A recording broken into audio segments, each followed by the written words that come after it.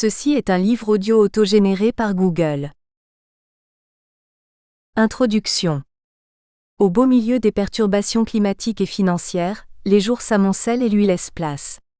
Les vendanges se renouvellent, avec ou sans biodynamie, la peau s'affine, la vue est parfois délicate et la culture de l'agapanthe constitue soudain une activité de premier choix pour oublier certains départs. Le vieillissement. Une dimension parfois teintée de mystère, lourde de promesses et de menaces, point commun à tous les êtres vivants herbacés ou mammifères. Il s'agit de l'un des défis majeurs de notre système de santé, au cœur d'un écosystème en constante évolution. La science n'en finit pas d'expliquer le monde, cependant si le vieillissement se mêle à des enjeux scientifiques certains, les réflexions qu'il impose sont également de nature économique, philosophique, sociale, sociétale, source d'une complexité disciple. Les générations se succèdent. Ainsi notre tribu frivole grandit, s'agite, se démène et pousse au tombeau les aïeux. Notre temps viendra à son tour, nos descendants auront leur heure et nous chasserons de ce monde. Enivrez-vous en attendant, amis, de cette vie légère. Je sais qu'elle a peu de valeur et n'y tient pas outre mesure. J'ai dit adieu aux illusions, mais de lointaines espérances viennent parfois troubler mon cœur. Pour la première fois dans l'histoire, la majorité des populations peut espérer vivre jusqu'à 60 ans et au-delà, nous indique l'OMS. Ode à la saveur de nouveaux printemps qui débutent, ou illusion perdue auquel Alexandre Pouchkine se refuse de céder? Certains y voient un tableau coloré d'opportunités sans équivoque, d'autres sont angoissés dès l'apparition d'une ridule face au miroir, témoignage sans cesse renouvelé d'une balade plus ou moins rapide vers la finitude. Quelle que soit leur manière d'appréhender l'instant, les sujets âgés sont et seront de plus en plus nombreux. Des actifs et des moins actifs, des consommateurs et des altermondialistes, des rêveurs et des angoissés, des patients et d'autres moins.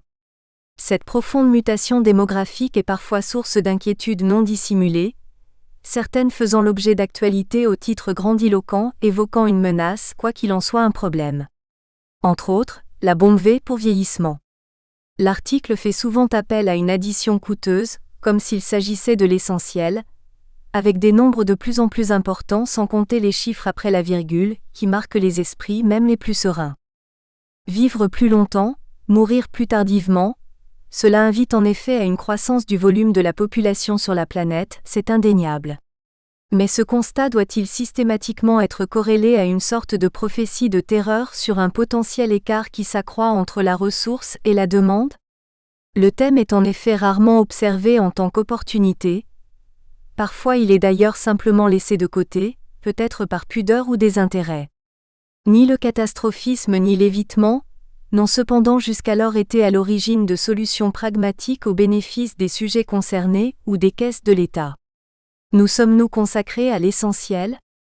La culture intensive des faux besoins épuise le terrain des vraies nécessités, écrit Gustave Thibon. Une nouvelle géographie se dessine à l'ère de l'indicateur roi, si possible résultant d'un savant tableau croisé dynamique, et l'appréhender semble urgent afin d'engager, poursuivre ou contrecarrer les éventuelles réformes qui s'imposent. Vieillir si possible bien. Une dimension délicate à circonscrire, sur laquelle s'engagent différents paragraphes au sein de notre première partie, soutenus parfois de quelques envolées lyriques puisque les plumes sont étonnamment nombreuses à cet égard. Il s'agit d'appréhender le concept en prenant un maximum de hauteur, et de ne pas céder au seul prisme de la pathologie. Les tableaux illustrent la seconde partie, consacrée non seulement à la quête des diverses masses financières liées au vieillissement, mais également aux déterminants qui en dessinent les courbes d'hier et de demain.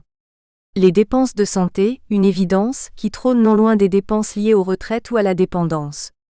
Des dépenses, mais également des recettes, trop peu souvent évoquées, et des questions éthiques clés dès lors que la notion de vie est mêlée à une dimension financière.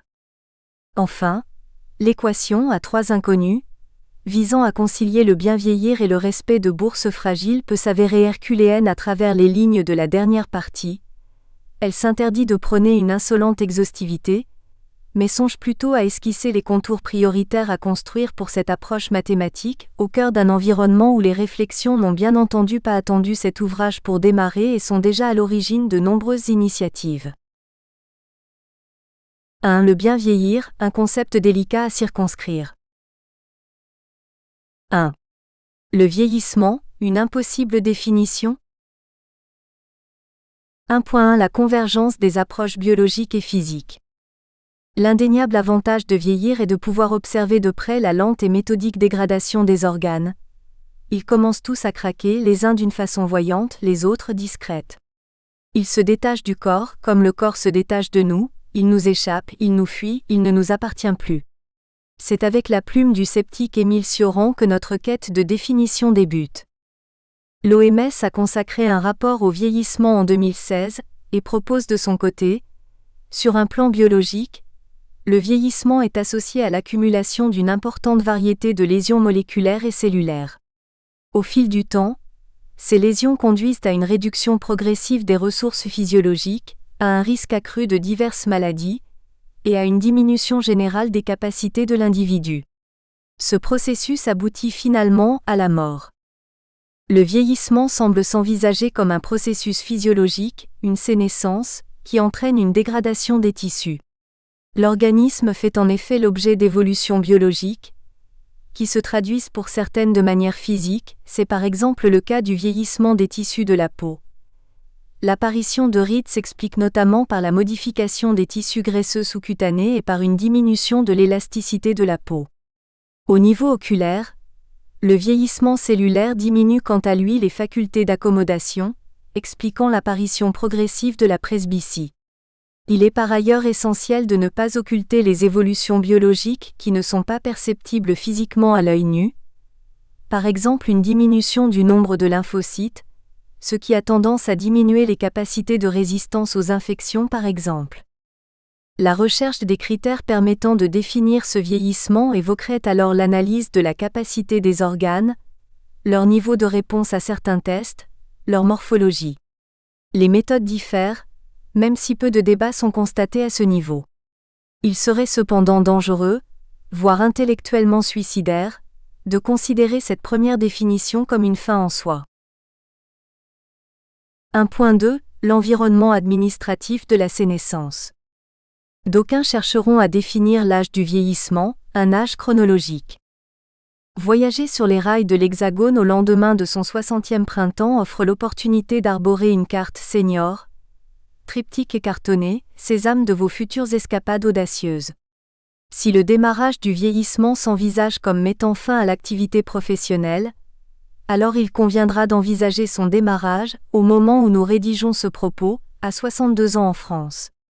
Si vous envisagez un séjour hospitalier, les services de gériatrie, la médecine des personnes âgées, admettent qu'un patient peut y être accepté à partir de 75 ans, même s'il est essentiel de noter qu'à l'âge s'ajoutera le critère de la comorbidité et de la dépendance. La grille autonomie gérontologique, groupe ISO-ressources, AGIR, permet ainsi de classer les personnes par niveau de perte d'autonomie, du plus sévère, GIR 1 au plus léger, GIR 6. Les patients en GIR 1 à 4 sont considérés comme dépendants et éligibles à l'allocation personnalisée autonomie, APA. Patrice Bourdelet aborde la notion d'âge relatif au sein de l'un de ses ouvrages. Le principal écueil de la mesure traditionnelle du vieillissement provient de la fixité du seuil d'entrée dans la vieillesse. Car la réalité de l'âge a profondément changé. Selon lui, cette approche a eu différentes conséquences, notamment une contribution à figer la représentation de l'âge de la vieillesse alors que sa réalité connaissait les plus importantes mutations jamais imaginées. Elle se traduit par des projections de population qui n'intègrent pas les modifications probables des seuils d'âge. Elle aboutit à prévoir l'alourdissement des charges. L'avenir est sans espoir, il ne peut conduire qu'à la résignation. Il préconise ainsi, non pas un seuil d'entrée dans le vieillissement en tant qu'âge atteint, mais en tant que probabilité de survie à 10 ans. Cela permet d'obtenir un âge qui est évolutif, en termes d'illustration par exemple, au milieu du XIXe siècle, une femme était considérée vieille à l'âge de 60 ans tandis que de nos jours elle le sera à 78 ans environ. L'âge de la vieillesse recule quand le vieillissement démographique peut s'accroître. Ces illustrations révèlent la difficulté d'identifier un seuil commun. Vladimir Jankélévitch estime que les signes du vieillissement sont perceptibles dès l'enfance, évoquant que dès sa naissance, l'enfant s'acheminerait vers la mort. Il cite ainsi Montaigne : « Le premier jour de votre naissance vous achemine à mourir comme à vivre. » Sa lecture inviterait d'une certaine façon à envisager la vie, dès la naissance, comme un continuel déclin, qui positionnerait le démarrage du vieillissement dès le premier jour de la vie de l'individu. Face à cette perspective déclinante, le philosophe apporte cependant une certaine nuance et propose de concevoir notre existence comme scindée en deux, la première telle l'escalade d'un premier versant, activité pendant laquelle la croissance cache la décadence. La seconde comporterait un versant descendant, pendant lequel la décadence occulterait la croissance. Où se situe alors le solstice de cette équation ? Il semble clair que le consensus administratif s'éloigne.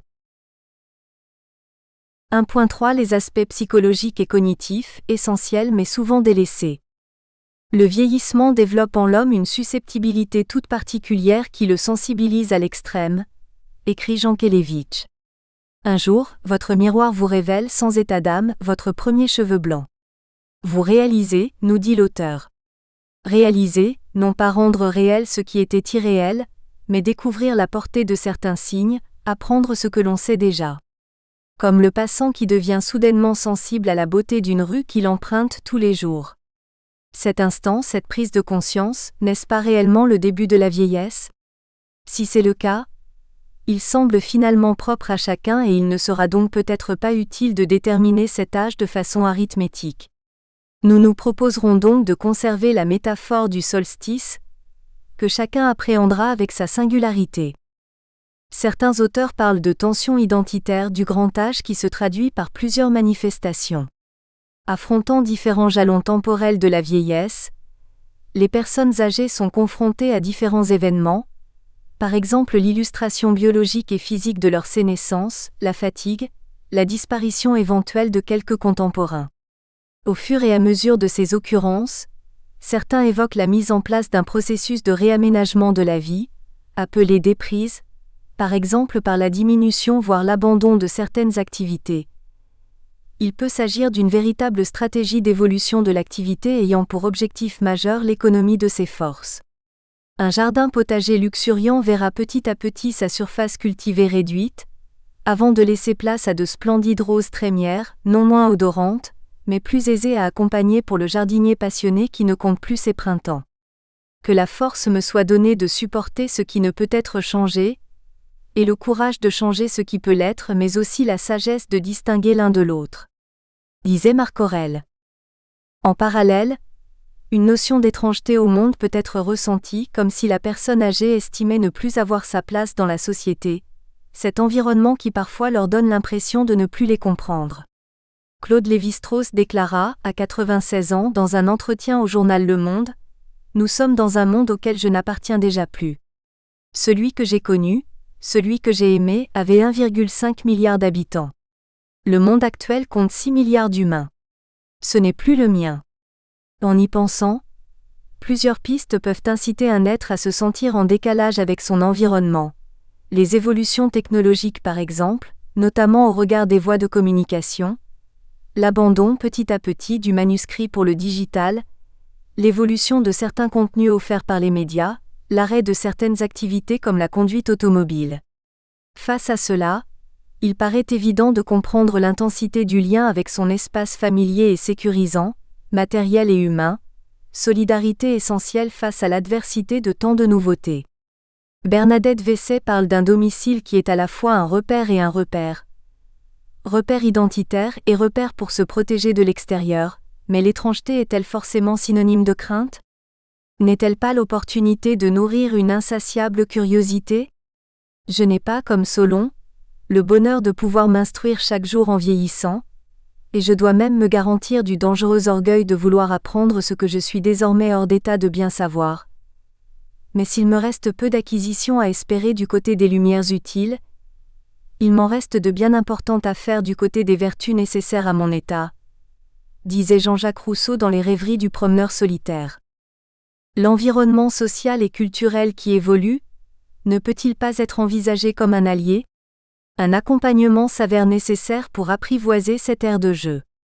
Un enjeu majeur, dans une société où bien souvent, tout est mis en œuvre pour lutter contre le vieillissement. Notre culture est en effet pleine de ces espérances mêlant rajeunissement ou rêve d'immobiliser l'âge que l'on a. Impossible à cet instant précis de ne pas penser aux grands sages du marketing cosmétique, grâce à qui les cœurs se calment parfois de certitudes passagères. Est-il pertinent de prôner à tout prix une enveloppe corporelle la plus jeune possible, favorisant une dualité certaine entre le corps et l'esprit? Un paradoxe clé de notre société doit ici être souligné. Notre espérance de vie s'accroît, face à un désir aigu et croissant de ne pas vieillir. La dimension sociologique du vieillissement prend ici toute son ampleur, et nous y consacrerons un paragraphe dédié. Le rapport au vieillissement implique parfois un perpétuel renvoi de l'âge que l'on a face à l'âge que l'on refuse. D'abord un maximum de futur avec un minimum de passé, et pour finir un maximum de passé avec un minimum de futur. 1.4 La tentation d'un amalgame. Il semble réducteur d'envisager le vieillissement comme une période linéaire, globalement composée d'une seule population homogène. Cette phase de la vie doit probablement être décomposée en plusieurs périodes. Ainsi, par exemple, l'OMS ou la Caisse des dépôts envisagent, au sein de leur rapport sur le sujet, 3 périodes. L'entrée en retraite, avec des capacités intrinsèques élevées et relativement stables, une autonomie totale et des activités. La fragilisation avec des capacités intrinsèques en baisse, une perte de dynamisme, quelques premiers besoins d'aide. La perte d'autonomie, avec une perte significative des capacités, un besoin d'aide technique et humaine. Ces 3 périodes, peut-être sont-elles d'ailleurs plus nombreuses, ne doivent pas faire l'objet d'un amalgame même si la tentation est forte. Tentation de la facilité peut-être, ou illustration d'un désintérêt pour une échéance lointaine. Cette notion de transition, ces étapes au sein du vieillissement, se retrouvent dans certaines approches sociologiques décrites ci-après. Au-delà de l'amalgame qui consiste à considérer le troisième âge comme une seule et même population, envisager différentes catégories de sujets âgés artificiellement constitués par des seuils arbitraires semble également discutable, comme l'évoque Claude Jandel au sein de l'un de ses articles. Il propose ainsi de privilégier les trajectoires individuelles plutôt qu'une catégorisation par tranche d'âge. Un cloisonnement strict présente en effet le risque de distancer les générations les unes des autres, et d'aller contre toute tentative d'échange intergénérationnel. Cette approche présente également l'écueil de contrecarrer la notion de continuum de la vie et d'interdépendance des différentes étapes, tandis que dans les faits, la vieillesse démarre dès l'enfance et elle s'appréhende tout au long de l'existence. C'est ainsi que chaque génération pourra reconnaître dans l'autre un moment évolutif et fondateur de sa propre existence. Ces éléments font appel à différentes notions socioculturelles que la prochaine partie évoque plus spécifiquement. 2. La mutation de l'approche sociologique. Depuis plusieurs années, le vieillissement intéresse les recherches sociologiques. D'après Vincent Karadec, 3 grandes postures analytiques se distinguent. L'étude de la construction sociale de la vieillesse, la façon dont la société pense et organise cet âge, la description du groupe de personnes âgées, portrait statistique, typologie de mode de vie, l'étude de l'expérience individuelle du vieillissement, étude des jalons de vie et évolution du rapport à soi. Quelle que soit la posture adoptée, d'importantes mutations socio-culturelles s'observent. 2.1 Anthropologie de nos aînés. L'anthropologie du vieillissement est étroitement liée à l'anthropologie de l'âge. L'âge en tant que critère de catégorisation sociale, la manière dont il opère en tant que principe de regroupement de populations en associations diverses. Autorisons-nous un voyage au milieu du XXe siècle. Les populations rurales offraient à leurs personnes âgées une place primordiale au sein de leur société. Certes, ces derniers prenaient en charge des tâches différentes de celles des plus jeunes, mais tout aussi essentielles. Conduire les animaux au pré, arroser le potager, etc. En zone urbaine. Nous espérons que vous avez apprécié cet aperçu. Pour continuer à écouter ce livre audio sur Google Play Livres, utilisez le lien dans la description de la vidéo.